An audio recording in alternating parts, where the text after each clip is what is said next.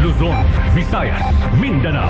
Sabay-sabay nating tunghayan ang ika-4 na ulat sa bayan ni Pangulong Ferdinand R. Marcos Jr.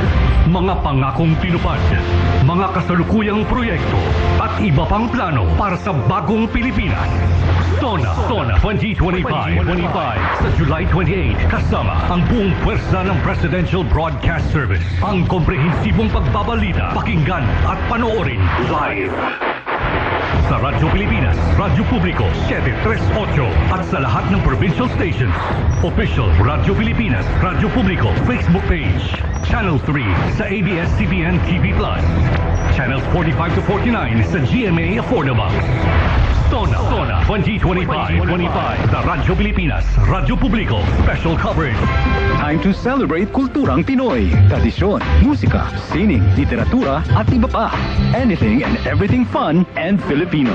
Ito ang Pinoy Kultura. Iba ang musikang Pilipino or more popularly known as OPM. May OPM na makabago. May OPM na makaluma. Sandal mo sana ang ulo mo sa ulo. May OPM na rock. May OPM na rap. You know, last night, yo, it was the best. May OPM na mabagal. Pagkat magaganda ang mga Pinay. May OPM na mabilis. May OPM na Tagalog. Ang himig natin. May OPM na English. Bahagi ng ating kultura, noon, ngayon at magpakailanman. Anumang OPM ang hanap mo, isa lang ang masasabi ko.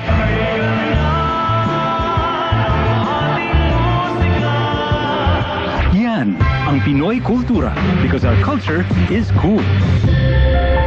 Good news! Ang inyong pinagkakatiwalaang Radyo Pilipinas nasa TV na. Oo, nasa TV na. Ang Radyo Pilipinas 738 AM ay live nang mapapanood sa Channel 3 ng ABS-CBN TV Plus at Channels 45 to 49 ng GMA Affordabox.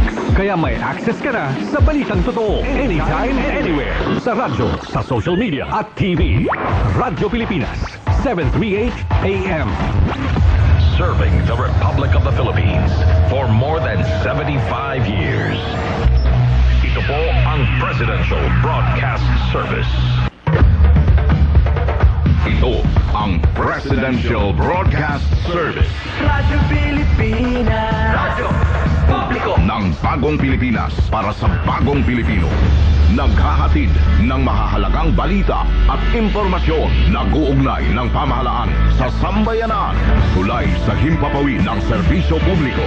Radyo Pilipinas. Radyo Publiko. Ang boses ng Pangulo. Sa Mega Manila 738. Radyo Pilipinas. Radyo Publiko.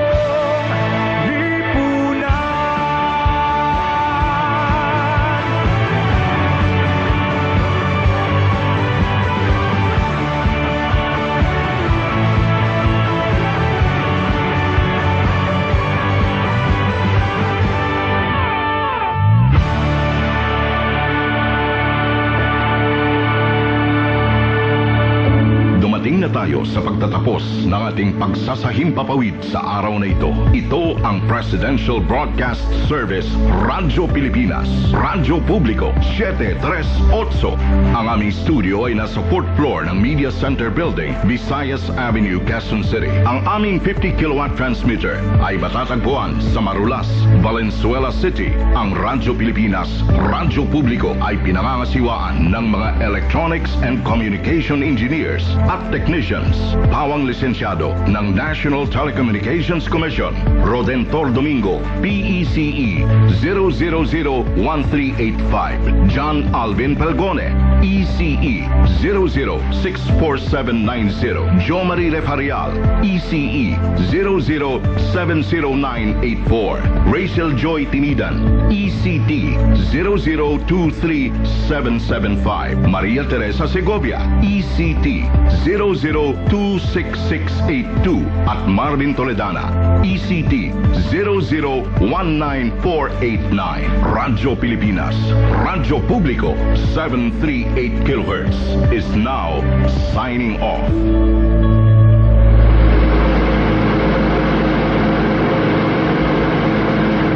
Bayang magiliw, perlas ng silanganan, alab ng puso, sa dibdib mo'y buhay. Lupang hinirang, duyan ka ng magiting, sa manlulupig, di ka pasisiil. Sa dagat at bundok, sa simoy at sa langit mong bughaw, may dilagang tula at awit sa paglayang minamahal. Ang kislap ng watawat mo'y tagumpay na nagniningning. Ang bituin at araw niya, kailan pa may di magdidilim. Lupa ng araw ng walhati pagsinta, buhay ay langis sa piling mo. Aming ligaya na pag